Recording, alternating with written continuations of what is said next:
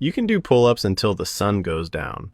You can have a six-pack that looks like it was carved out of granite. You can have biceps that rip your sleeves, but if you skip leg day, you don't look like an athlete. You look like a Wi-Fi signal. Full bars up top, absolutely no connection at the bottom. Listen, I get it. I really do. Leg day is brutal. It's nauseating. You can't walk the next day. And let's be honest, most guys think, hey, I wear jeans all day. Nobody sees my quads. So they skip it. They trade squats for another set of bicep curls. With that mindset, that is exactly why your physique looks incomplete. Legs aren't just support stands for your upper body. They are the foundation of your entire existence. Imagine building a skyscraper on a foundation of wet sand. That is what you are doing when you neglect half your body. Today, we are fixing that. I'm going to give you the complete blueprint, from the hormonal science to the exact workout routine that will turn your legs from chicken sticks into tree trunks. Buckle up. This is the only leg day guide you will ever need. First, let's talk about the science, because the chest day only bros are missing the biggest biohack in fitness. There is a myth that training legs steals energy from your upper body. The truth is the exact opposite. Your legs, specifically the quads, glutes, and hamstrings,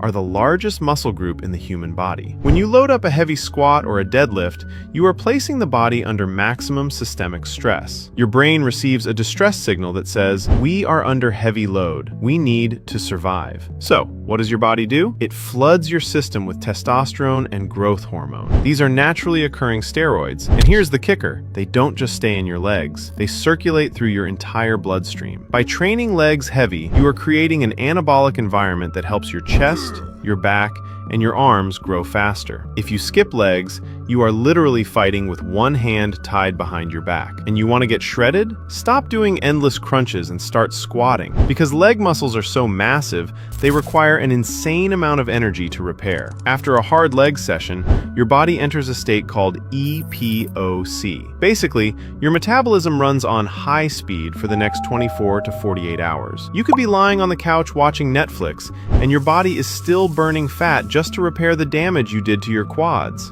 It is literally bonus cardio that happens while you sleep. Now, I need to address the elephant in the room. I hear this all the time. I don't need to lift legs, I run. Or, I play soccer, that's my leg day. No, it is not. Running is endurance training. It builds slow twitch fibers. It makes you efficient. Building big, powerful legs requires resistance. It requires fast twitch fiber activation. You cannot build a thick, powerful lower body by jogging. That's like trying to build a big chest by waving at people. Without heavy resistance, the muscle simply has no reason to grow, period. Okay, we are about to get into the workout, but first, we need 3 minutes. Legs are huge, complex engines. If you start squatting with cold muscles, you are basically asking to snap a tendon or blow out a knee. But, and this is key, do not stretch. Static stretching actually weakens the muscle before a lift. We want to activate, not relax. Here is your 3-minute protocol. First, 60 seconds of temperature raise. Jumping jacks or skipping rope. Just get the blood moving. Second, 10 reps of joint grease. Deep body weight squats. Go slow. Sit at the bottom. Open up the hips. Third, 10 walking lunges. This wakes up the stabilizers in your ankles and knees. That's it. You're hot. You're ready. Now, put your phone on Do Not Disturb.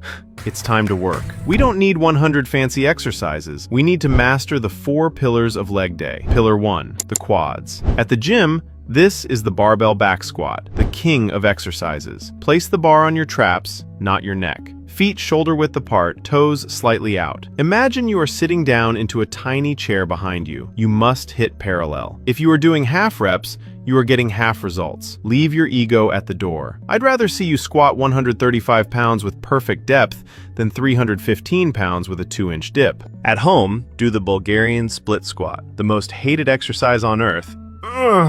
Because it works. Put one foot on a couch or chair behind you. Hop the other foot forward. Lower your back knee to the floor. This destroys your quads with 0 weight. If it's too easy, hold a jug of water. Pillar 2, the posterior chain. At the gym, this is the Romanian deadlift. Keep your legs slightly bent but locked in position. Imagine you are trying to close a car door with your butt. Push your hips back, back, back until you feel a massive stretch in your hamstrings. Then snap your hips forward. At home, do the good morning. Hands behind your head. Hinge at the hips just like the deadlift. Keep your back flat as a table.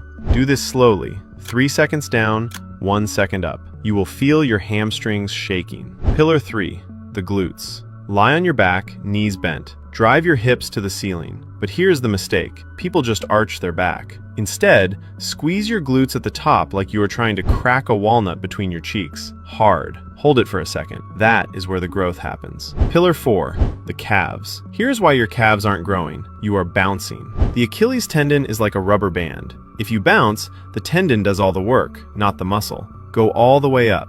Squeeze. Go all the way down. Pause at the bottom for 2 seconds. Kill the momentum. Then drive up. It will burn like fire. Good. So how do we put this into a schedule? The biggest mistake guys make is training legs once a month when they feel motivated. Legs need rhythm. They need consistency.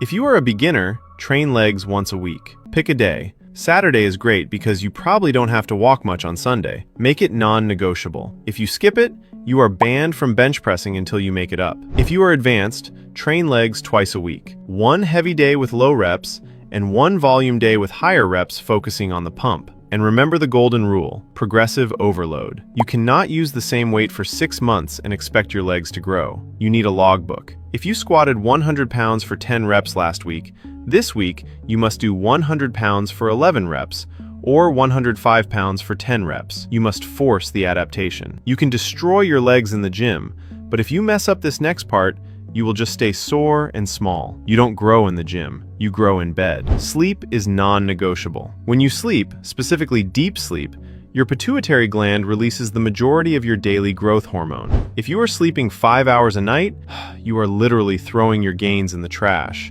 Aim for 7 to 8 hours and feed the machine. Legs are huge muscles. They are hungry. You need protein to build the bricks, and you need carbs to pay the workers. Do not starve yourself after leg day. Eat. Finally, active recovery. The day after leg day, don't just sit in a chair for 12 hours. That makes the stiffness worse. Go for a 10-minute walk. Get the blood flowing. It helps flush out the waste products and speeds up recovery. I'm going to leave you with this. Leg day is hard. It hurts. It's uncomfortable. There is a moment in every set of squats where your brain screams, "Put the bar down! This is too heavy! Quit!" That moment is where the athlete is built. Pushing through that mental barrier, doing that 10th rep when you wanted to stop at 8, that builds a type of discipline that bleeds into everything else in your life. If you can discipline yourself to train legs when you don't want to, you can discipline yourself to build a business, to be a better partner, to handle life's stress. It's not just about building quads, it's about building character. So, don't look like a Wi-Fi signal. Build the foundation. Fix your legs, fix your life. If this masterclass helped you, hit the like button so the algorithm knows we don't skip leg day. Subscribe for more no-nonsense guides. And tell me in the comments below, be honest, what is your current squat PR? Or are you still skipping it? I'll see you in the next one. Now go get under the bar.